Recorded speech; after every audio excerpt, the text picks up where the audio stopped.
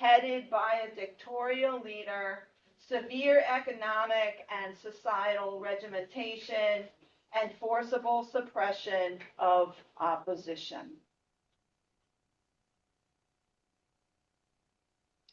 So we gather in this space to talk about fascism.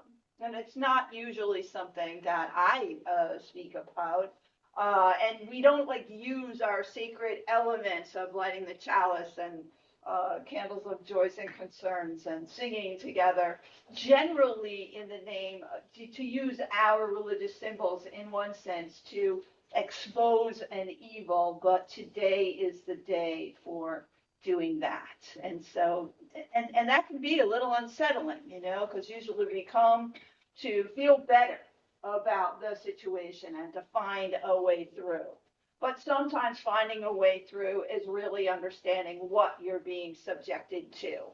So I'm going to tell you today about the Berry Street lecture that the Reverend, and I'll tell you what the Berry Street lecture is, that the Reverend Cecilia Kingman gave 2 years ago on fascism.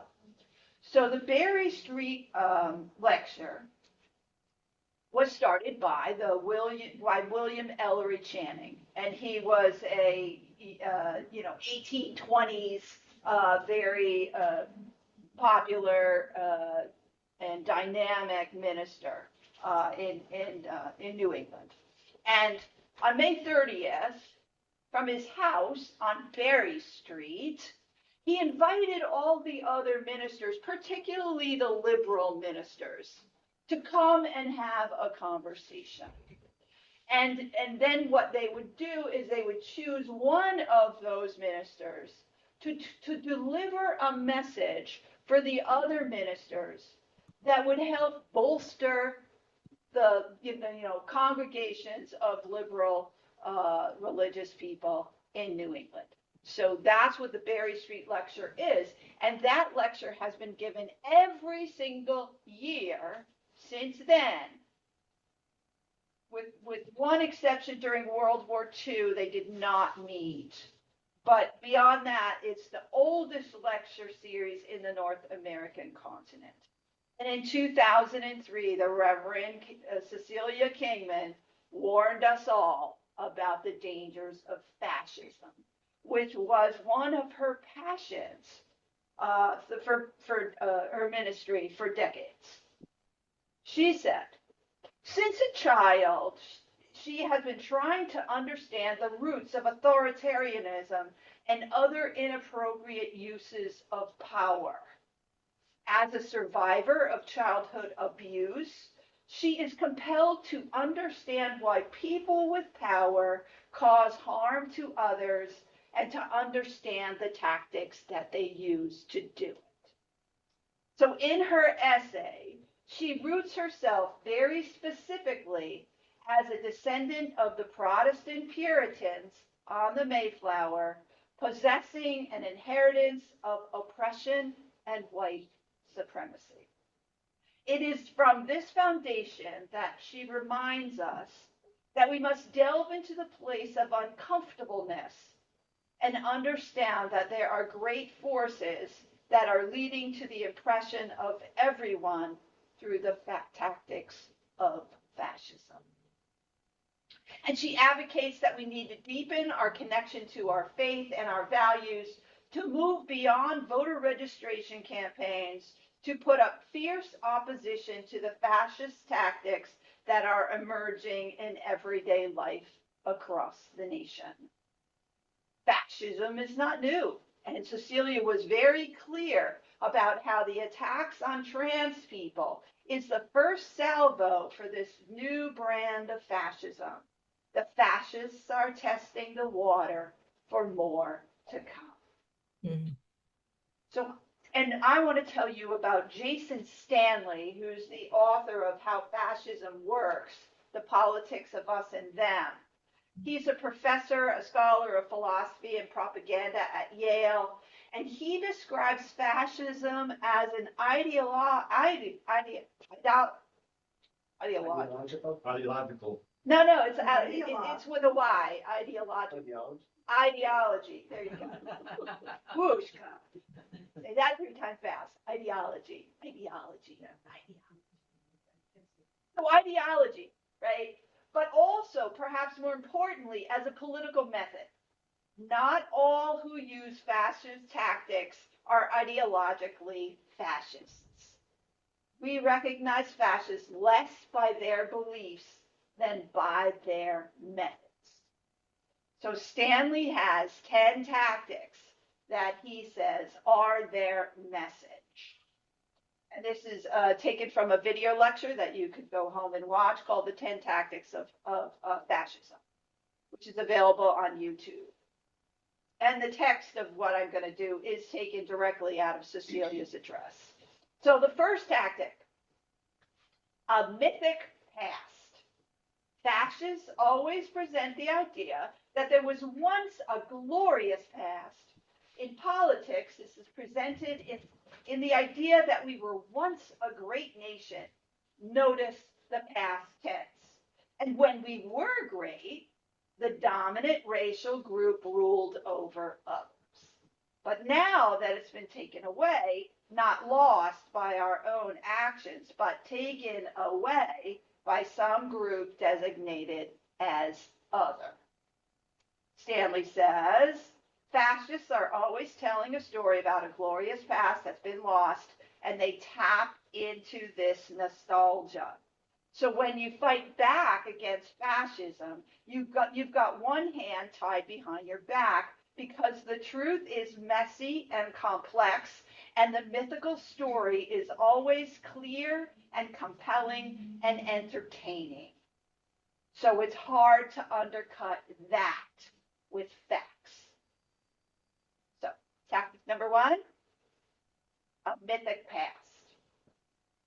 The second tactic is propaganda.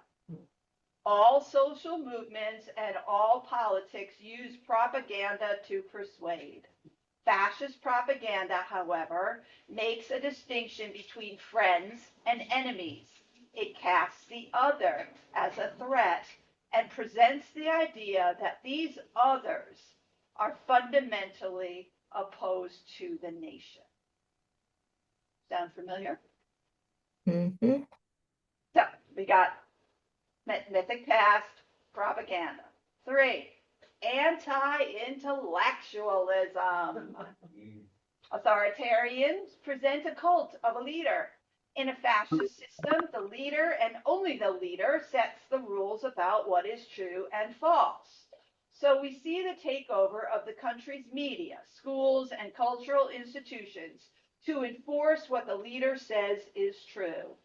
Institutions that teach multiple perspectives on history always threaten the leader. Expertise is also always a threat to the leader. Science is a threat to the leader. The intellectuals are telling the truth. They are a threat.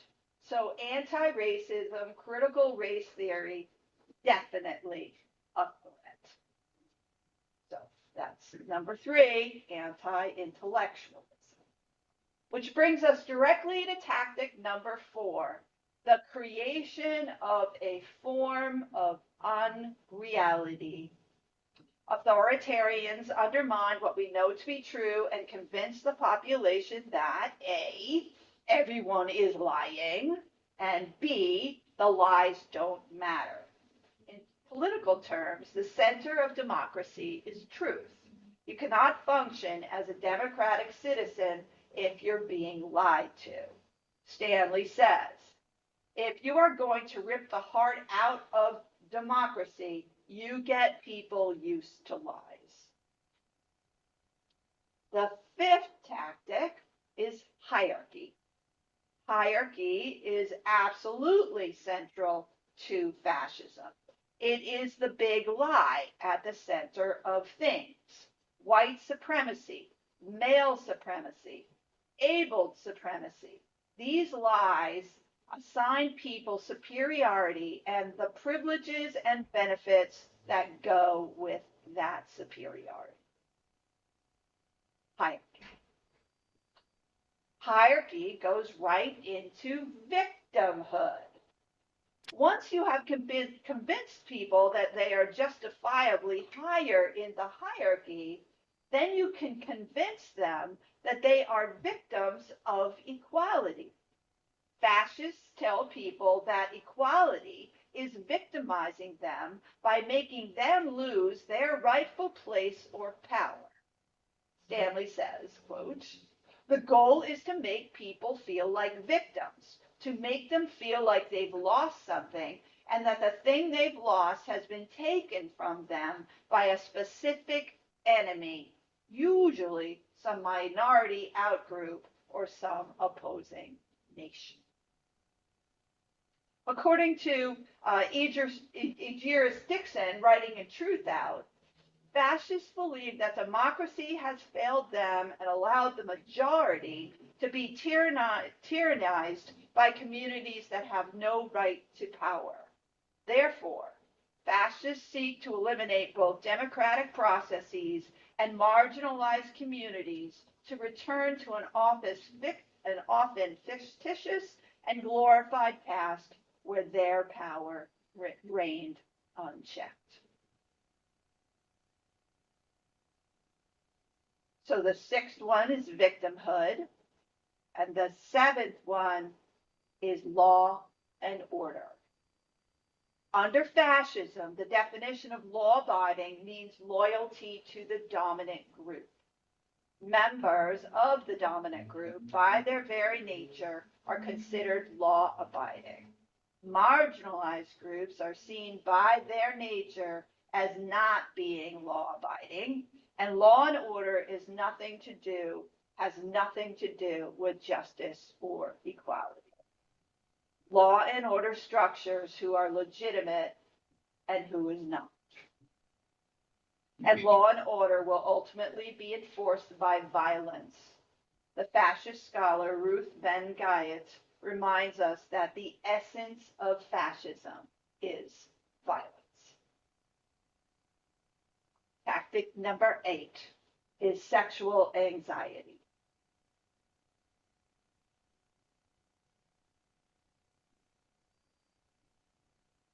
In every case, across different cultures and historic settings, the fascist leader will always say, your women and children are under threat.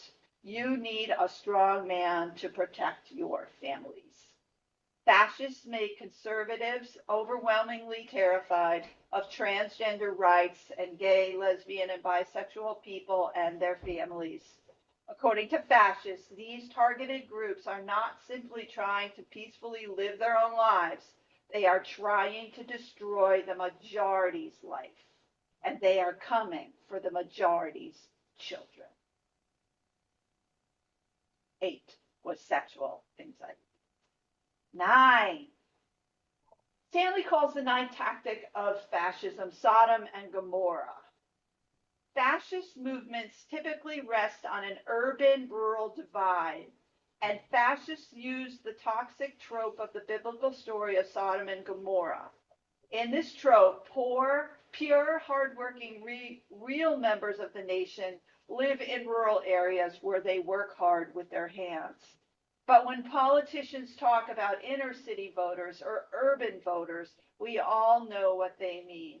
Black and queer folk, immigrants, Jews, and other people that fascists seek to control or eliminate.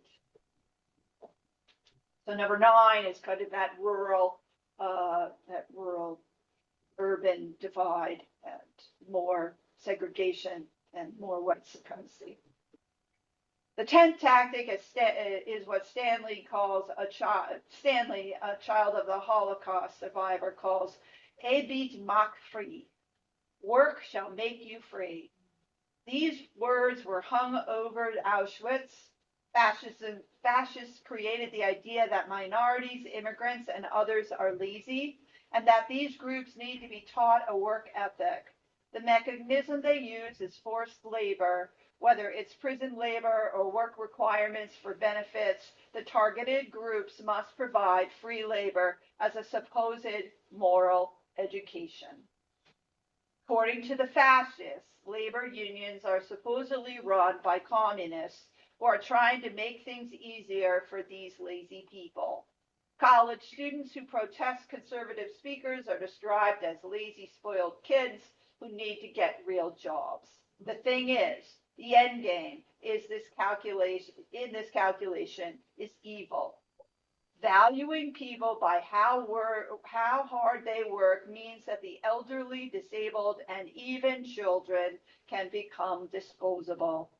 The Nazis murdered these groups first because they believed that those who could not work had no value.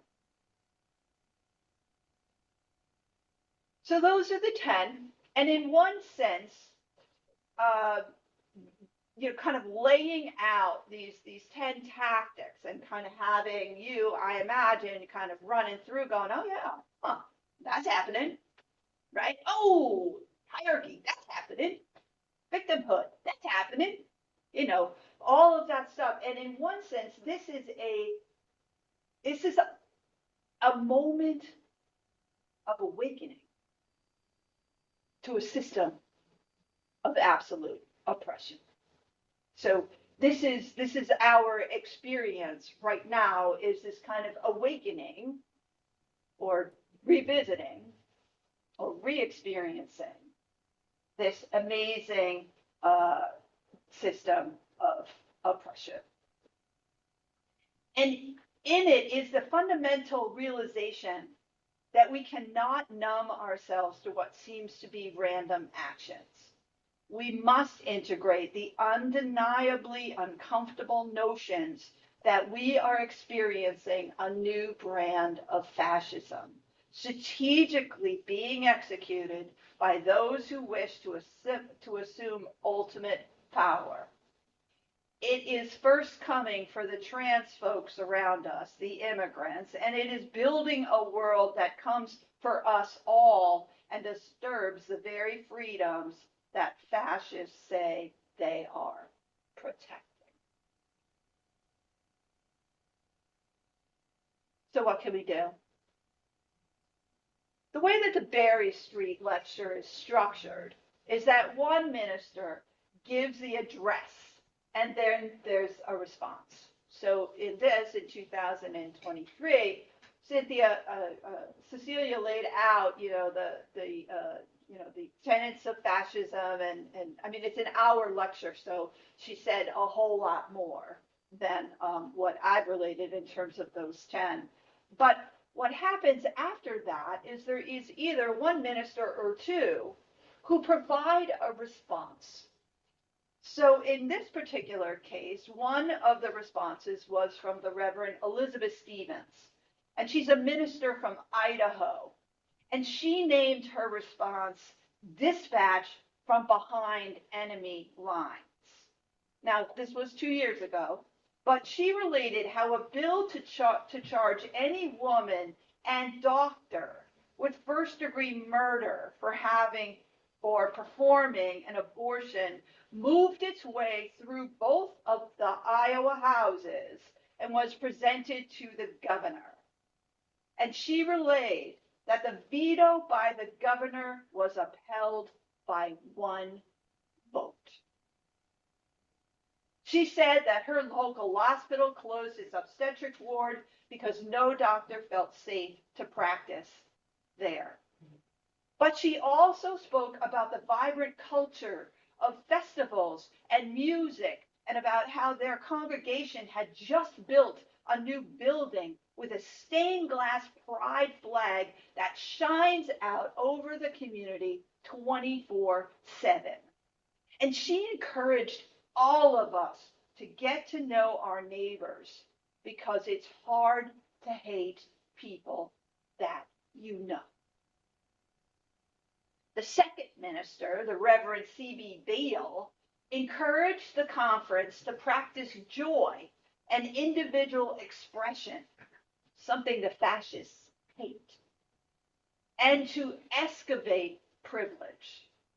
CB used the metaphor of needing to move a rock that is buried in the ground. It is not enough, she said, to hit it with a crowbar. Rather, we must dig We have to uncover all of the rock and then using a lever, unmoor it. The lever is utilizing our unique talent and the clarity provided by the excavation. We must find our joy, pick up the pieces of ourselves that we severed in the name of getting along, getting by. We need to rest. We need to dance in the face of thunderstorms. We need to be joyful for the peace of our families and the love that surrounds us. And we need to take definitive action. We need to speak truth to power. We need to engage in our discontent around real issues, avoid drama that spirals us into blame, and remember that it is in the end, love and reflection will see us through. I'm going to close with a story by an Episcopalian priest, the Reverend Dr. Carter Hayward. You may have heard this story before. Once there was a wise old woman who lived in a small village. The children of the village were puzzled by her wisdom, her gentleness, her strength. One day, several of the children decided to fool the old woman. They believed that no one could be as wise as everyone said she was, and they were determined to prove it. So the children found a baby bird, and one of the little boys cupped it in his hands and said to his playmates, "We'll ask her whether the bird I have in my hands is dead or alive. If she says it's dead, I will open my hands and let it fly away. If she says it's alive, I'll crush it in my hands and she'll see that it is dead." And the children went to the old woman and presented her with this puzzle. "Old woman," the little boy asked, "is this bird in my hand, is it dead or alive?" The old woman became very still, studied the boy's hand, and then looked carefully into his eyes. "It's in your hands," she said. Peace, the salvation of our planet and the spiritual health of our denomination and democracy, the collective will of the people, like the baby bird, is in our hands. We have the choice to dissect our differences and curse the world, or to embrace our faith as part of a human family that seeks ultimate meaning, equity, and justice. We need to bring forth our unique gifts and empower those around us who suffer the most and are targets of the dismantling of freedom, and ask them to instruct us on the best path forward. "Is the bird dead or alive?" the boy asked. And the old woman became very still, looked carefully into his eyes, and said, "It's in your hands."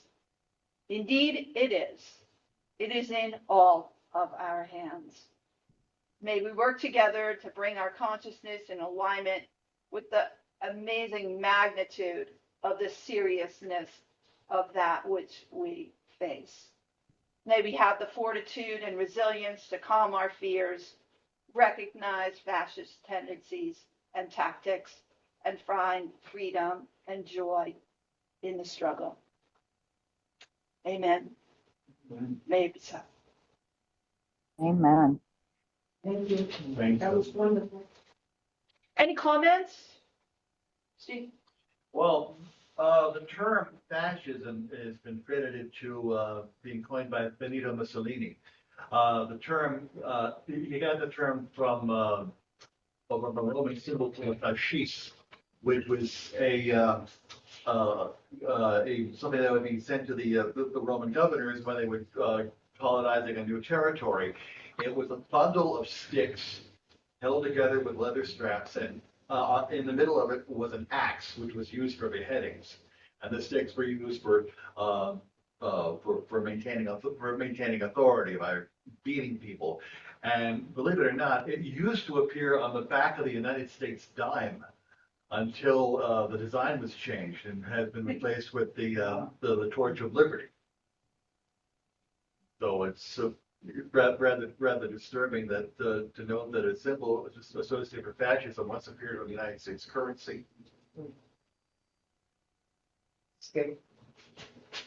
I think there's one actually sitting on the dais in the House of Representatives, I think. Yes.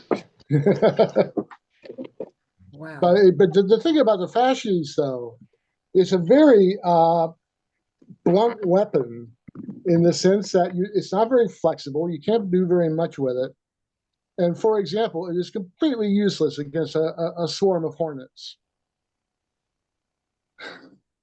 And I like that image of, if you've ever watched a murmuration of starlings, a fascist would be completely useless in dealing with that. I think that's kind of one of the models I like to think about in terms of how you oppose a fascist regime. It's lots of little things happening all over the place.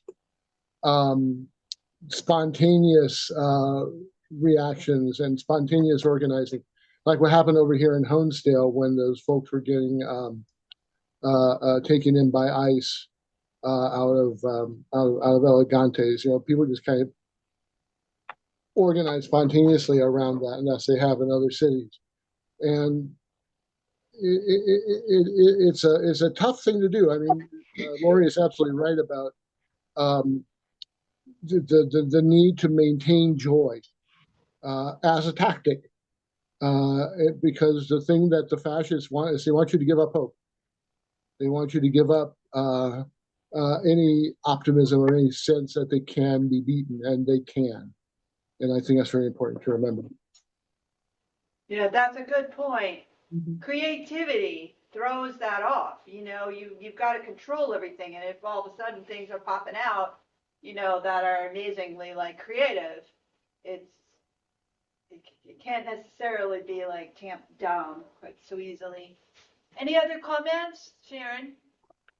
I'm always encouraged, and I really don't know the history, but there were other fascist countries who turned themselves around. I mean, Germany was one. I don't really know how they did it coming out of that horror show. I mean, they just were able to come out of it. I know there's still problems there, but nevertheless, they did. And I'm always encouraged if they could come out of something like that, I think we can. And I just want to say that creativity to me is such an important thing. I have workers that come to my properties every day and they never know what they're going to work on. And I say, here's your choices. We could do this or this and this.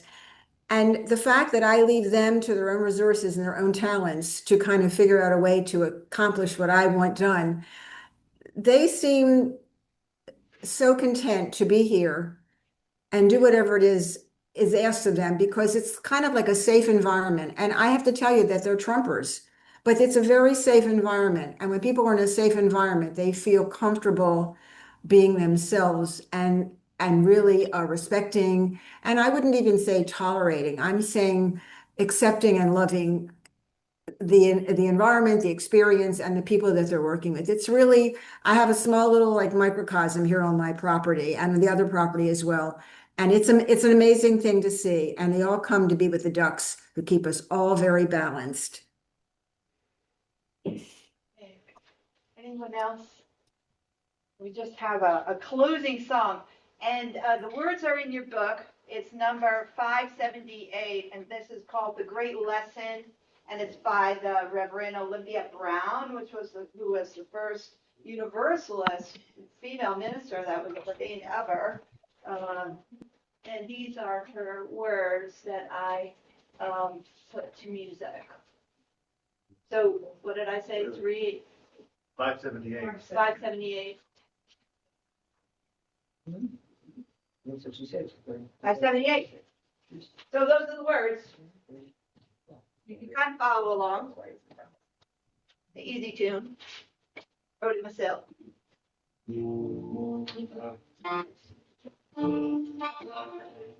We can never make the world safe by fighting. Every nation must learn that the people alone are the children of God and must share the wealth of the world. You can never make the world safe by fighting. Try that. You can never make the world safe by fighting. Every nation must learn that the people of all nations are the children of God and must share the wealth of the world. You can never make the world safe. You can never make the world safe by fighting. You must say that this is practical, far away, can never be accomplished, but it's the word we're appointed to do. Sometime, somehow, somewhere, we must teach this great lesson. You can never make the world safe by fighting. There is no way to peace. Peace is the way. No way to peace. Peace is the way. No way to peace. Peace is the way. There is no way to peace. Peace is the way. No way to peace. Peace is the way. No way to peace. Peace is the way. You can never make the world safe by fighting. There is no way to peace. Peace is the way. Nice. Good job, Laurie. Fewer words written in 1870. The nations must share the wealth of the world. Okay, so we will extinguish our chalice.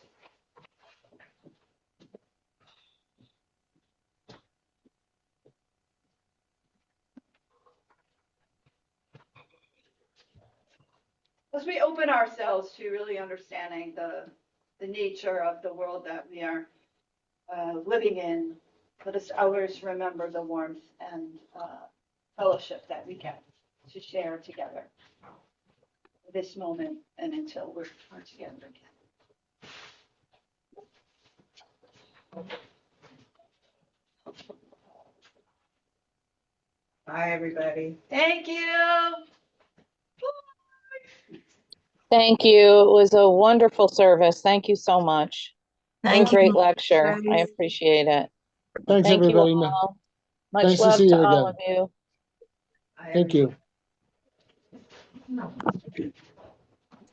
That was really good, Laurie. Thank you. Yeah. Thank you. Yeah, thank you. so much. I want to go online and read them. Thank you. We're not gonna talk. But so this comes from a service that I did, so I, 2 years ago.